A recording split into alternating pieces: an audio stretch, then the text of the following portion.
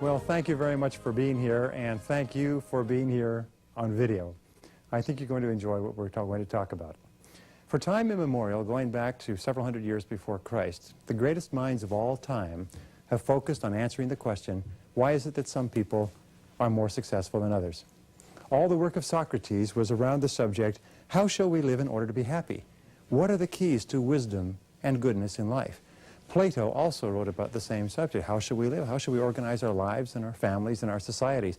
Aristotle, and all throughout history, the great philosophers and metaphysicians and mystics, the great religious teachers and preachers and the best writers have all looked at this question, what can we do in order to be happy, to be more successful, to have more of the things that we want? If I say, would you like to be financially independent? You say, of course. Would you like to be financially independent? Yes. Why aren't you? Why aren't you financially independent? You're making one of the best livings in the history of the world, living in the richest country in the history of the world. Why aren't you a little bit financially independent? And you know what you say? I can't. My bills are too high. My taxes are too high. My costs are too high. My this, my that, my... The fact of the matter is there are people who come over here with nothing from foreign countries and save every single thing that they make and live on half of their income, and 10 years later, working at laboring jobs, they've got 20, 50, 100 people working for them and they're financially independent. Why? It's because they had no limitation. All of our limitations exist within our own minds, and the worst of all is we feel helpless. The second reason why people stay where they are is illustrated by the story of Speedy the Rat. Speedy the Rat is put into a cage, and off the cage there are 4 tunnels. And Speedy is kept hungry, and in the mouth of the 4th tunnel, down here, a little bit of cheese is put. Speedy is dropped into the cage, and Speedy is hungry. He goes, smells cheese around here somewhere, so starts doing a little search. Searches around a little bit, tries the 1st tunnel, 2nd tunnel, 3rd tunnel, finds the cheese at the 4th tunnel. Chomp, chomp, chomp, chomp, eats the cheese and is happy. Takes Speedy out, keep him out for 24 hours, he's hungry again, put him back in, cheese is in the mouth of the 4th tunnel, and Speedy goes, a little bit familiar. He does a search process, comes to the 1st tunnel, 2nd tunnel, 3rd tunnel, there's the cheese in the 4th tunnel. By the 3rd or 4th day, you can put Speedy in the cage and he'll go right to the 4th tunnel and get the cheese. Once Speedy is conditioned, they take the cheese and they move it halfway back this tunnel, about 3 feet deep. This is the tunnel by which I mean about 3 feet or 3 inches around. And Speedy comes running in, rushes to the 4th tunnel, no cheese. Looks around, backs up, counts. Goes and explores, sniff, sniff, sniff, sniff, sniff, sniff, sniff, sniff, sniff, sniff, sniff, sniff, sniff, sniff, sniff. Smells cheese in that 4th tunnel, finally explores and finds the cheese. Well, in a couple of days, Speedy is conditioned to drop into the cage, go straight to the 4th tunnel, halfway back and get the cheese. And so then they move the cheese to the back of the 4th tunnel. And of course, in no time at all, Speedy is conditioned to go choo, choo, and get the cheese. Then they take the cheese and move it to the back of the 2nd tunnel. Well, Speedy's put in the cage, goes straight to the 4th tunnel, straight to the back, comes out, looks up at the researchers, says, where's my cheese? Not a happy camper. They say, I don't know. Speedy turns around, goes back to the back of the 4th tunnel, comes back. It's hungry. And when you're hungry, you know, you don't have much of a sense of humor, even if you're a rat. Turns around, goes back to the back of the 4th tunnel, comes back. Now, here's the moral of the story. Speedy has a rat brain the size of a pea. You, as human beings, have a 3-pound brain that is the most powerful organism ever conceived of in the universe. We cannot even conceive of anything more complex and more powerful than your brain. You can send thoughts across thousands of miles. You can think of a person and get them to phone you from across the country. You've done this many times before. Your brain is so powerful it's scary when it's properly used. But Speedy has a brain the size of a pea. And Speedy, with a brain the size of a pea, will eventually figure out that there's no cheese at the end of the 4th tunnel.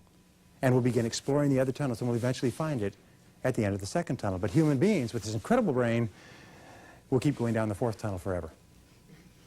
They will keep doing what they've always done. They will get into a rut, which we call a comfort zone.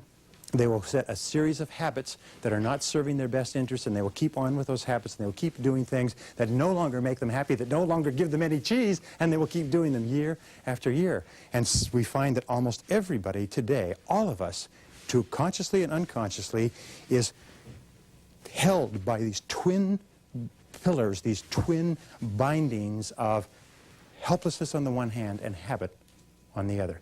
Is that we try to free ourselves from feeling helpless, and we fall right into an old comfort zone. Or we get out of the comfort zone, we get right back into feeling helpless. The only way that we can achieve our true destiny is to break the shackles that are holding us, and the answers to both of them are confidence and courage. Courage and confidence. The greatest single limitation on success in America, in the world today, is lack of confidence. It's not that we can't do it. We have capacities and abilities beyond anything that we have ever thought of in our whole life. You know, if you used your talents to the full for the rest of your life, you would never even use a fraction of what you're actually capable of, based on all the research that's been done. We are right now functioning, according to Stanford Brain Institute, with about 2% of our brain power. 2%. The rest of it is huge, this huge reserve of brain power, which we're kind of keeping there in case we ever need a little. You know, we got so much of it, it's unbelievable. Well, so I said to myself, what is the key here? And you know what? There's a common denominator of helplessness and habit. And the common denominators are fear and ignorance. Fear and ignorance. We're afraid. We're afraid it might not work. We're afraid we might fail. We're afraid it might cost us something. We're afraid of criticism and embarrassment. We're afraid of failure and loss and limitation and lack and ill health and disapproval. We're so afraid. The things that we would do if we weren't afraid are literally beyond belief. And we're afraid of getting out of the comfort zone because of what they might say. What if we did something different, changed jobs, changed careers, started a business, got into something else? What would they say? Do you know, I was listening to a psychologist talking the other day, and he says, nobody's ever been able to define who they are.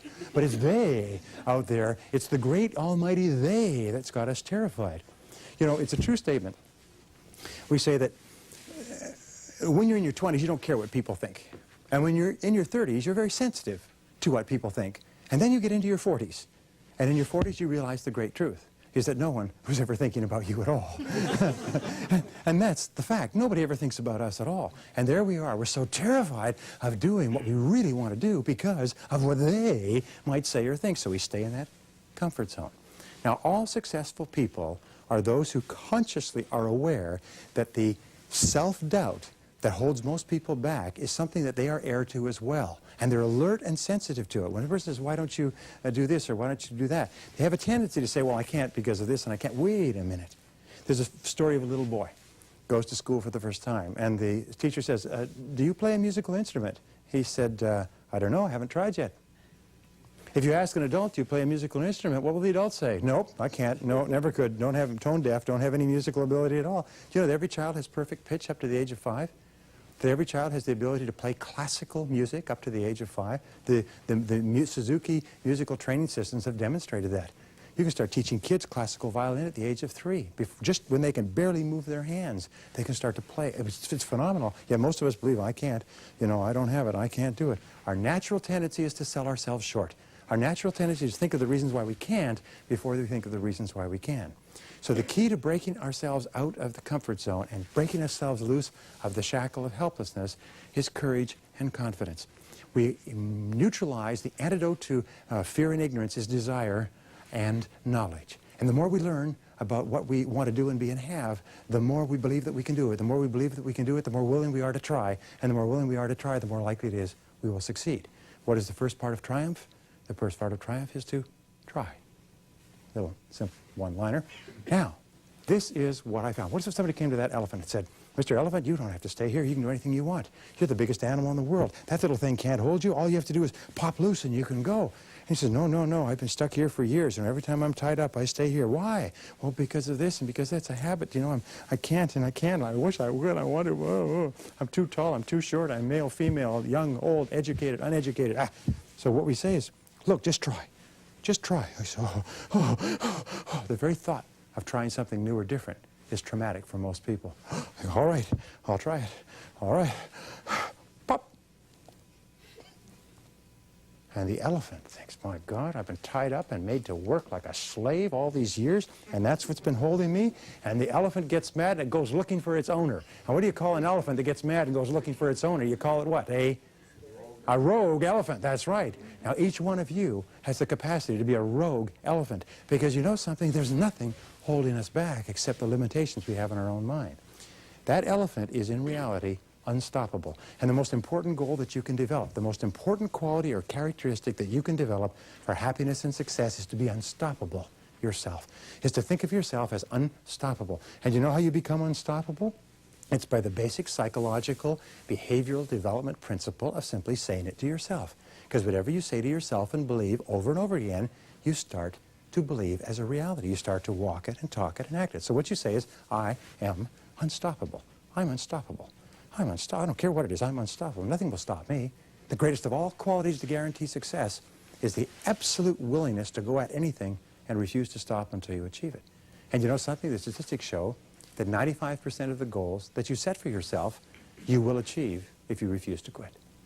So the starting point is just to simply say, I am unstoppable. Say it. Say, I am unstoppable. I am unstoppable. Now say it like you mean it. Get your thumbs out of your mouths and say it like you mean it. Say, I am unstoppable. I am unstoppable. Once more, I am unstoppable. I am unstoppable. Yes. So now from now on, whenever you see a barrier or wall or you think of anything you want to do or be, you say, wait a minute here. I'm unstoppable. Nothing stops me. And you know something? You will develop yourself to the point where nothing does. Cause and effect, going right back to what we talked about. Mental attitudes and personality are determined by things that we do. And there are certain things that you can do consistently every single day. And in so doing them, you'll build your self-confidence up and up and up to the point where you become unstoppable. And these are very simple things, and they're practiced by the most successful men and women who were so terrified they could not lead silent prayer in a telephone booth at one time. And they've built themselves up to the point where they're not afraid of anything by working on themselves. Just like a weightlifter builds up muscles, you can build up character, personality, and strength, and tenacity, and desire, and knowledge, and courage, and confidence by working on yourself. And so I'm going to give you now are the 12 key principles, practiced by all high-achieving men and women. Very easy to learn, very easy to practice, don't cost anything. As a matter of fact, what I would ask is that you try them just a little tiny bit, and you'll get results out of all proportion to the efforts you put in. The first of all, starting point of great accomplishment is to dream big dreams. Number one, dream big dreams. Let your mind float free. All really exceptional men and women dream big dreams. They allow their minds to float. They think of what they could be and what they could do and what they really, really want. Here's an exercise for you. Take a piece of paper later on and write at the top, dream list, and then make a list of all your dreams. If you're married, sit down with your spouse and say, honey, let's make a list of everything we'd like to be, do, or have in the rest of our lives. But what about this and what about that? No, decide what's right before you decide what's possible. Don't decide, well, we can't afford this and we couldn't do that. We go, stop. That's helplessness. That's habit. That's these old negative habit patterns holding you back. Before you even decide what you want, most people are figuring out why they can't have it.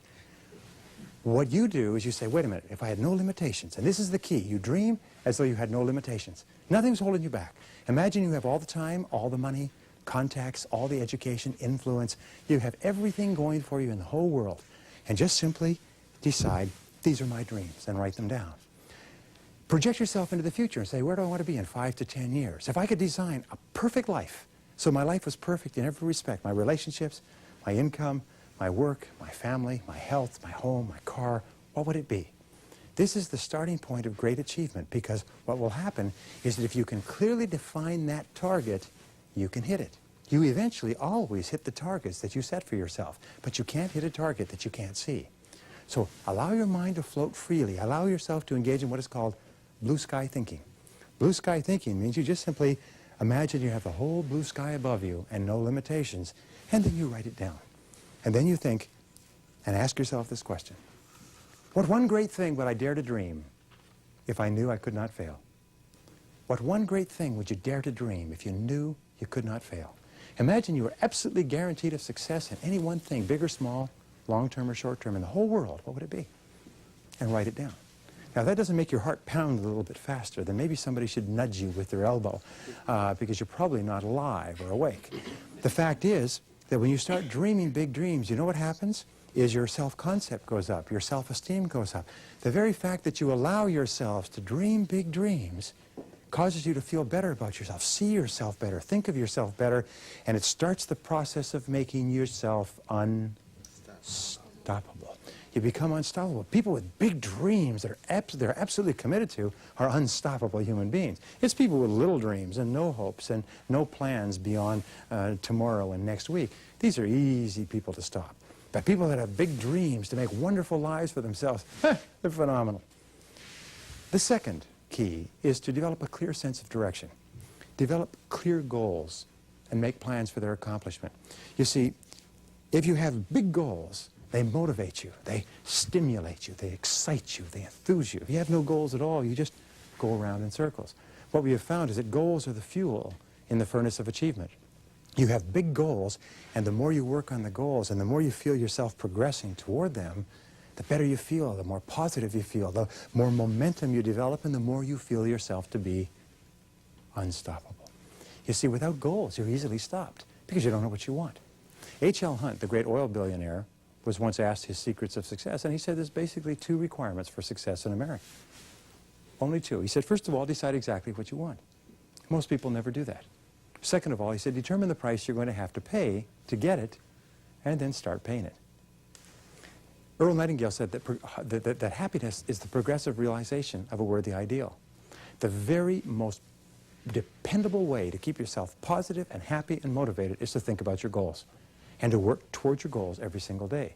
Because when you work progressively, step by step, towards something that's important to you, you know what happens? You feel better and better, and you start to get results, and the results start to motivate you to go forward even more, and you get more results, and pretty soon you develop this wonderful feeling of self-confidence. You become unstoppable. When you have big dreams, that's the cosmic or vision part of your life, and then goals, which are very set and specific, and you start moving toward fulfilling them, you feel fabulous about yourself. 80–90% of unhappiness in our society today is because people don't have goals. Whenever you meet an unhappy person, here's a test question.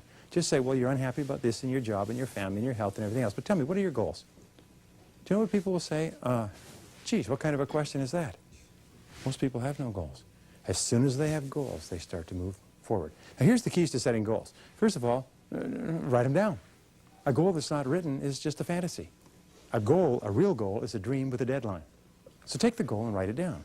And then set a deadline for the goal. Now, when do you want to accomplish it? And then make a plan to accomplish it. Write down everything you can think of that you'll have to do to get the goal. And then organize the plan by priority. What should you do first? What should you do second? And so on. And then get started. It's the most incredible darn thing. But there's amazing how many people say, I'd like to be financially independent. Well, why aren't you? To show me your financial independence bank account. Show me your savings account and your plan for how much you're going to put in each week, each month, each year, and where you plan to be in 1 year, 3 years, 5 years, 10 years. Oh, I don't have any of that. I just want to be financially independent. Shut up. Fact of the matter is that once you start moving toward the accomplishment of a goal, the most remarkable darn things happen. Once you have your goal, make a commitment to it. You see, we either develop good habits that make our lives wonderful, or we develop bad habits that undermine our success. And if we develop habits of setting goals clearly and making plans and setting deadlines and taking action and then committing ourselves wholeheartedly to their accomplishment and refusing to stop because we're unstoppable, then we must ultimately achieve the goal. I've been studying this subject for 30 years. I never met anybody who could set a very clear goal for themselves and make a plan and work on it and keep on working on it who didn't eventually achieve their goal. In fact, if you think about your whole life, there wasn't anything that you ever wanted long enough and hard enough that you didn't eventually get. You always get what you want long enough and hard enough. So what we do is set our sights high. Number 3 is accept complete responsibility for yourself and everything that happens to you.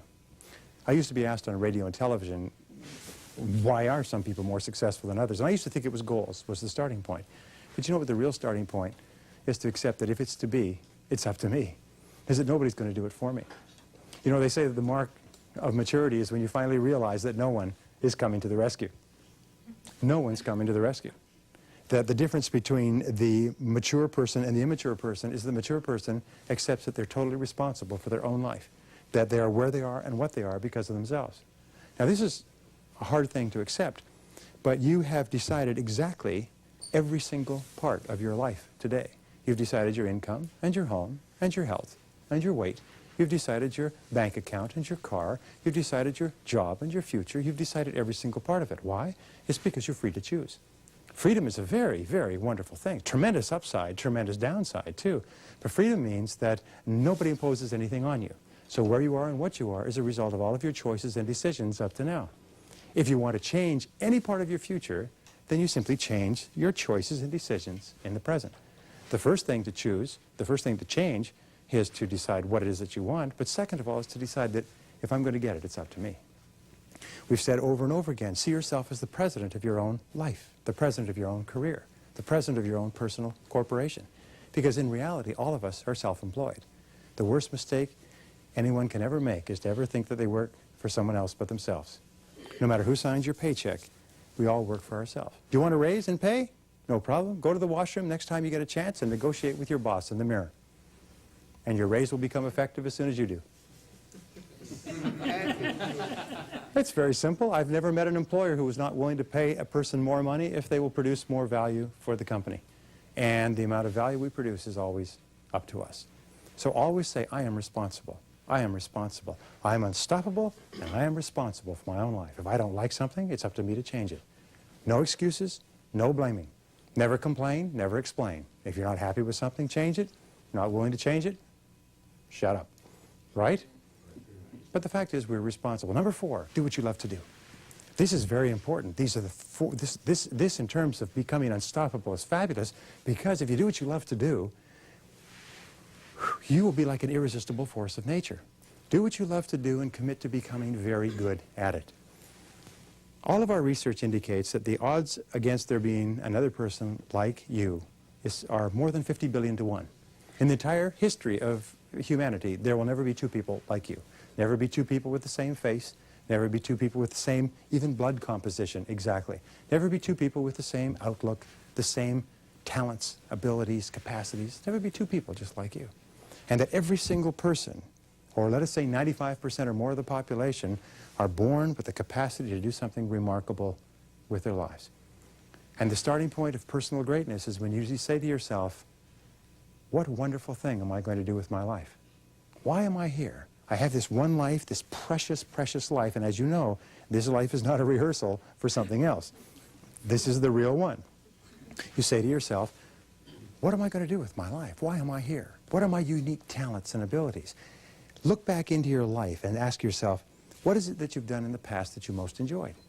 What is it that you've done in the past that comes easy to you, but which may be difficult to others? What subjects did you do the best at in school? What are the things that interest you the most? What are the things you like to read about and talk about and learn about? What are the things that hold your attention? What are the things that are indicators that this is where you should be focusing all your talents and abilities? Whatever it is, find it, and then commit yourself to becoming excellent at it. You see, it's not possible for us to be happy unless we know we're good at what we do. A person who's not very good at what they do feels inferior when they're with people who are good at what they do. We've all had this experience, by the way. Being around people who are at the top of their field when we're not, we feel just a little bit kind of overawed, like we're standing in the shadow of their light. And knowing that we're good at what we do makes us feel unstoppable. Yes. So if you are dreaming big dreams and you have clear goals and you accept total responsibility and you're doing what you love to do and you're getting better and better at it, and remember, excellence is a journey, not a destination. It's not a goal at which we arrive any time in life. We just keep working and keep working and keep working. There's a story about Ted Williams when he was the top baseball player in America, one of the highest paid, best batting averages, and so on. At the end of a doubleheader, everyone had gone home. The park was empty. And the park maintenance man was out cleaning up. And way out there, with an automatic ball machine, there was a batter just slugging away at the balls. And he came out and he looked at him. He said, geez, he said, you're Ted Williams. He said, yes. He said, pleased to meet you. He said, what are you doing here? All the other ball players are back at the hotel and having parties and everything else. He said, well, I'm practicing. He said, but you're the best baseball player. You're the best hitter in all of America. He said, you don't need to be out here. And he said, why do you think that is? Why do you think that is? Because it's always concentrated on getting better, and of course it pays off. In the final analysis, all that people really care about is how well did you do the job? Did you do a good job or not? We always pay top dollar for the people who are the best.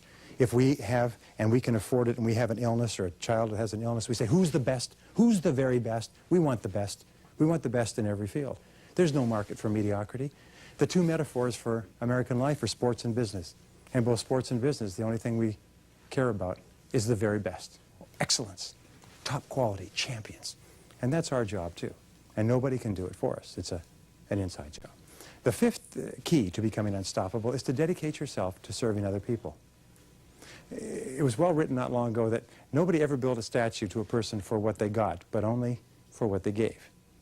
Is that your rewards in life will always be determined by the value of your service to other people.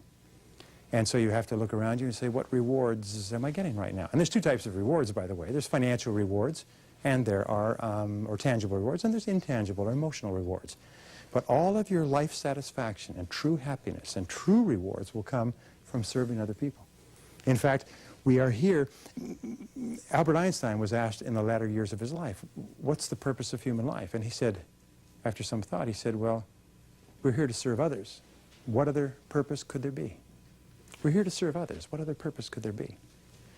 Here's the interesting thing that I found out, is that you're only truly happy and only truly liberated and only feel wonderful about yourself and your life when you can lose yourself in doing something that you feel enriches and uplifts and enhances the life of other people. Every successful executive in every small and large company loses themselves in their work. Tom Peters, after writing In Search of Excellence, said, if you threw away the whole book, you'd have to keep one principle. It's an obsession with customer service. A friend of mine who teaches total quality management said, you know, you can take all the books and put them aside, and total quality management means just one thing, is find out what your customer really wants and give it to him. And give it to him at a good price and give it to him at a good quality, but that's all it is. Total quality life means dedicating ourselves to serving people that we care about. And if you're not happy with your work, you know what it means? It means that those people you're serving may not be the right people for you. It doesn't mean that it's not bad work or that it's not good work. It just means that it may not be right for you. So therefore, you should look forward to working. You should love the work that you're doing. You should tremendously enjoy the results that you get for other people. And if you don't, it just means that there's something else that you should do. But you'll never be happy and you'll never be fulfilled and you'll never be unstoppable until deep in your heart you absolutely love serving the people that you serve. And the men and women who have dedicated their lives to service throughout human history are the ones that we admire the most. Albert Schweitzer, when he was alive, Mother Teresa today, probably the most respected person on the globe because she's dedicated her whole life to service. So think about it. Who do you want to serve?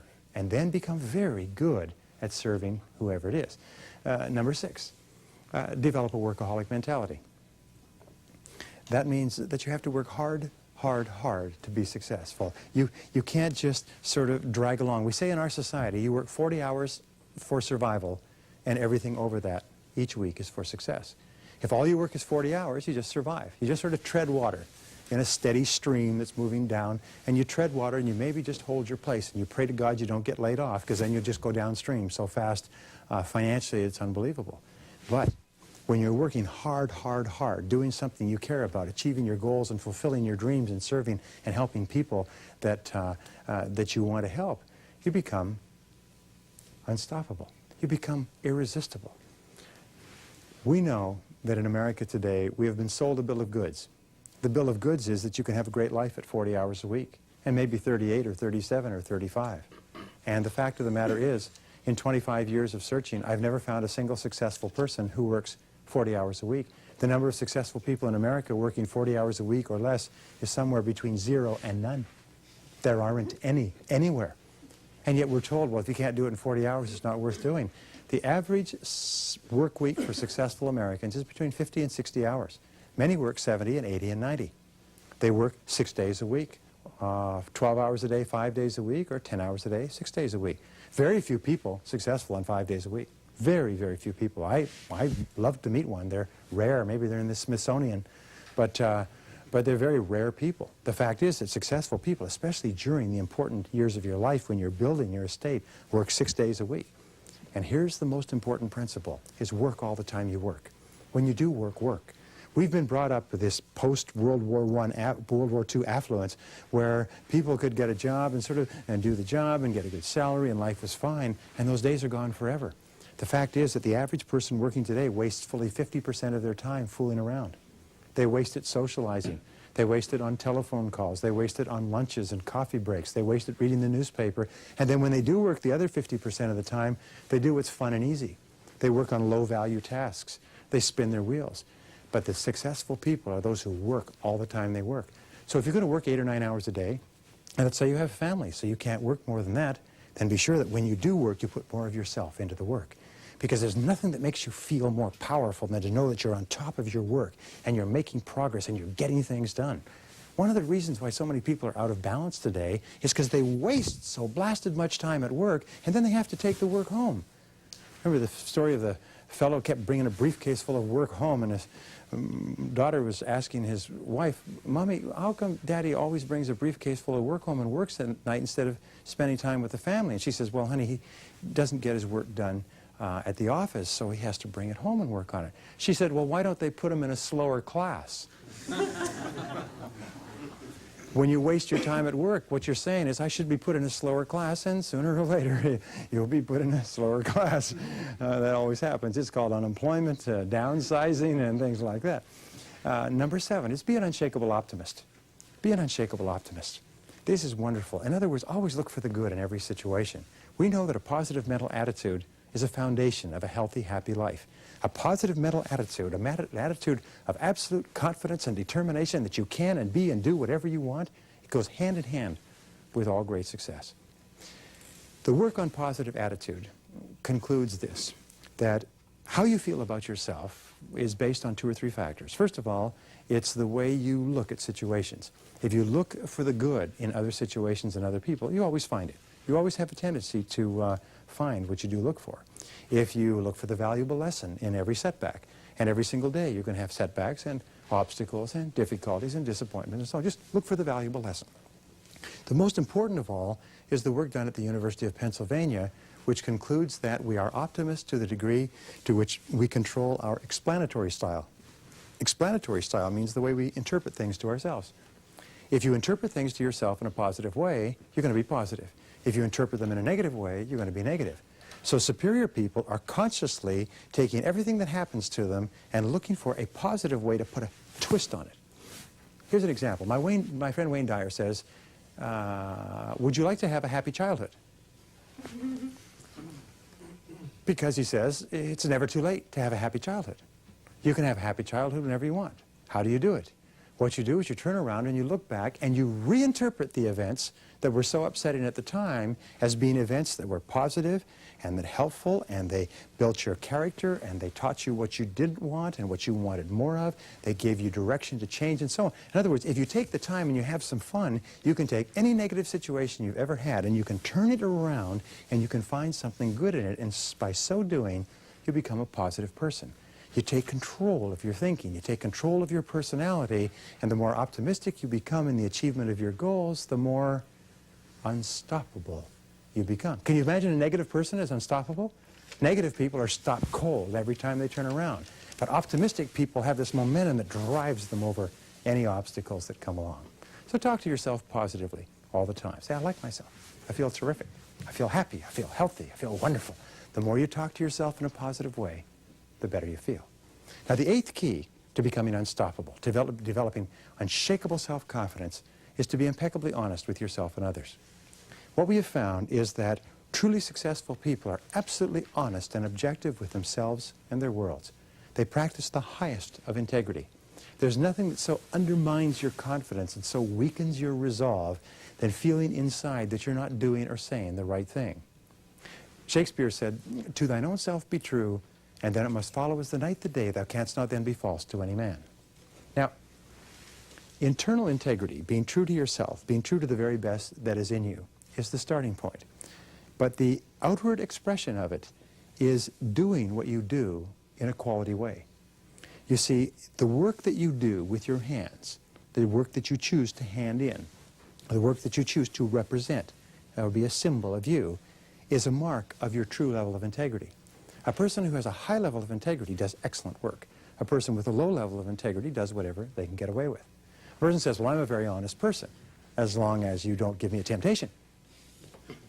And the fact of the matter is, you can ask people, you say, an honest person? Yes, I am. Well, what if you could steal $1 million and nobody would know? Well, tell me about it. So basically, you're just a thief looking for an opportunity. Because a truly honest person, a person of high character, is a person that would not compromise their integrity for anyone or anything. Once you decide to be true to yourself, then the next extension, aside from your work, is to live in truth with others. Living in truth with others is one of the hardest and most challenging things we ever do. But it's also one of the great builders of your soul or destroyers of your soul. Because almost all of our problems in life talk back. Almost all of our problems in life come with hair on top. They come with 2 legs.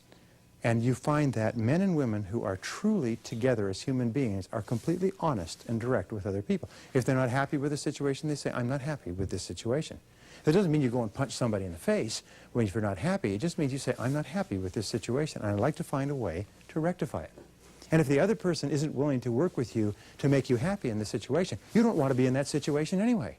It's absolutely amazing how many people stay in situations where the other person couldn't give a damn whether they were happy or not. And then they try to make the situation work. And they ask me for advice on how to make the situation work. And I say, I'm sorry, I can't help you. The fact is that if you live in truth with others, it means that you're perfectly honest with other people. And when you're perfectly honest with other people, you feel better about yourself. You feel stronger inside. Here's the key. Set peace of mind, the greatest of all human goods, as your highest goal. Set peace of mind as your highest goal and make everything else you do fit underneath it. Refuse to compromise your peace of mind for anything. And you know what? If you do, you'll probably never make another mistake. If you set peace of mind as my highest goal, and you say everything that I do or don't do from now on is either going to give me a sense of inner peace or I'm not going to do it. It takes tremendous courage to do this. But if you do it, you feel terrific about yourself. You feel powerful inside. You feel so good about yourself. You feel so focused and so light and so happy. But if you compromise your peace of mind, it's like kicking the chair out from under you psychologically and emotionally. So just refuse to compromise your peace of mind. Refuse to do it if you don't feel good about it. Listen to your inner voice. And number 9, develop a reputation for speed and dependability. In a survey of 104 chief executive officers a couple of years ago, they asked them, what qualities would most put a person onto the fast track for promotion in your company? And they almost unanimously answered the ability to set priorities and get the job done fast. The ability to pick what's important and then to get on with it and get the damn job done. Do you know, today, time is the currency, the key source of value of the 90s and beyond. And today, we value people who do things for us fast. Today, as a matter of fact, they have what is called queuing theory. When there's a queue and people join the queue, they say, and they estimate this all the time, how long a queue will a person join before they walk away and not buy any? It used to be 7, then it was 6, now it was 5, then it's 4. You know what queuing theory today is? It's 3. Person will walk, if there's 3 people in line, if that line is not moving, forget it, I won't buy it, I'll get it somewhere else. That's why they have to have people on almost like alert when people start to approach checkout counters or desks in banks. They watch, because as soon as there's 3 people, they better get up there, or those people will walk away, change their accounts. We don't even know we want it till today, now we want it yesterday. Isn't that right? When you sell products or services, it may take you 2 or 3 months to get the order, and now they want it last week. And they're very insistent it be delivered immediately, or they buy it from someone else. It's a most incredible thing. So therefore, get a reputation for having a sense of urgency. Get a reputation for having a bias for action. Get a reputation for fast tempo. Move fast, move quick. If a person asks you a question, you don't say, well, I'll get back to you next week. Get back to it now, quickly, as fast as you can. Develop a bias for action and say to yourself over and over, do it now, do it now, do it now, do it now. And if you add this like a rocket behind everything else, you become unstoppable. Now, number 10, concentrate single-mindedly on one thing at a time. Pick the most important thing that you have to do and concentrate single-mindedly on doing that and only that until it's done. The ability to concentrate single-mindedly on the most valuable use of your time and to stay with it without diversion or distraction until it's done gives you a tremendous sense of power and confidence and self-esteem. Working on low-level tasks, by the way, is a real downer. You can work on them all day. At the end of the day, you feel tired and depressed and negative, and you have low self-esteem because in the back of your mind, you know you're not accomplishing anything. But if you just pick one thing, the most important thing, and by the way, all success is preceded by single-minded concentration on a single task for a long period of time before it's accomplished. There are no successful people who have not developed the ability to concentrate without diversion or distraction on the one thing. Andrew Carnegie, who became the richest man in America, said that the ability to do this and learning this one secret, the ability to concentrate on the highest value task, was what was more responsible for his fortune than anything else. And he paid $64,000 to a management consultant for that one idea, and I just gave it to you for nothing. Number 11, never consider the possibility of failure. Remember that in order to be successful, you have to fail a lot. Thomas J. Watson, the founder of IBM, was once asked by a young man, how could I be successful faster? And he said simply, he said, double your rate of failure. If you want to be successful faster, fail more often. You see, there's a law of probabilities that says the more you fail, the more likely you are to succeed. The less you fail, the less likely you are to succeed. Peter Drucker says you would never hire a person who has not had some major failures in life because they haven't learned anything. So the key is, if you want to be successful, don't be afraid of failure. Has anybody here ever failed, by the way? Have you ever failed? Yes, did failure hurt you?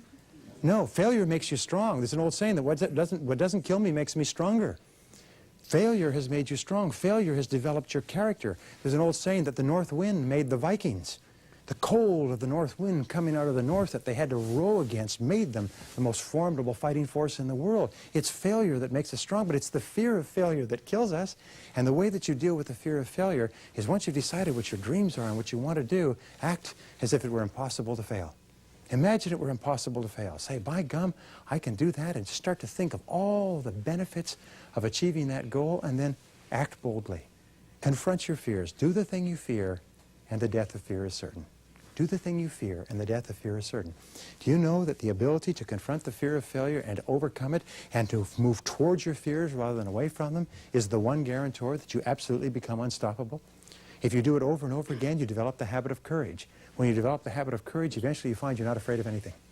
When you're not afraid of anything, your whole world opens up for you like a sunrise on the horizon. Everything becomes possible. You look around, a person says, what about this, what about that? I can do this, I can do that. I can do this, I can do that. You get to the point where you're willing to do anything except jump out of an airplane without a parachute.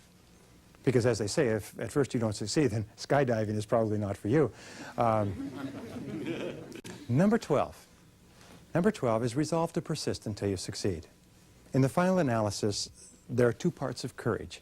Remember, Winston Churchill once said that courage is rightly considered the foremost of the virtues, for upon it all others depend. Courage is defined as the ability to act and to go forward in the face of uncertainty. It's to face the fact that you may not succeed.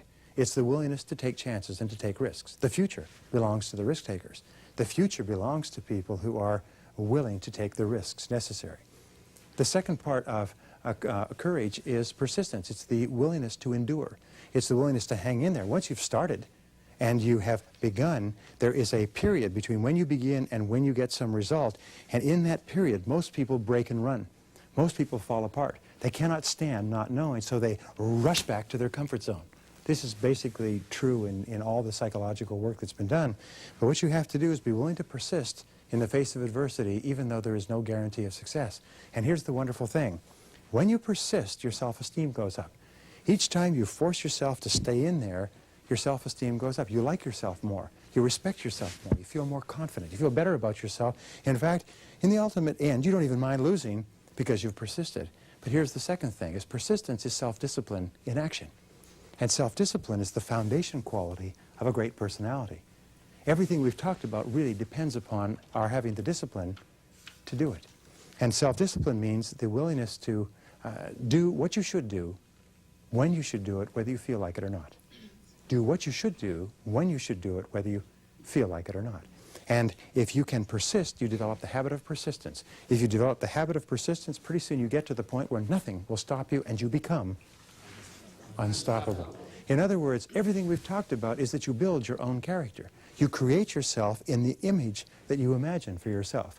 And your goal must be to become absolutely unstoppable in anything you do. Your goal must be to set big dreams and to set goals and to take responsibility and, by gum, to make anything out of your life that you want to make out of. To do anything that you want, because there's no limits. At least there's no limits that you'll ever reach or I'll ever reach in our lifetimes. Let me leave you with this little poem, and it's called Don't Quit. And this poem is something you've all heard. It was written by someone named Anonymous, so we don't have to pay royalties for its use. And it says, when things go wrong, as they sometimes will, when the road you're trudging is all uphill, when the funds are low and the debts are high and you want to smile, but you have to sigh, when care is pressing you down a bit, rest if you must, but don't you quit. For life is queer with its twists and turns, as every one of us sometimes learns, and many a failure turns about when he might have won had he stuck it out. So don't give up, though the pace seems slow. You may succeed with another blow. Success is just failure turned inside out. It's the silver tint of the clouds of doubt. And you never can tell how close you are. It may be near, but it seems so far. So stick to the fight when you're hardest hit. It's when things seem worst that you must not quit. And if you don't quit, and if you keep on keeping on, then you will become Unstoppable. Yes, thank you very much.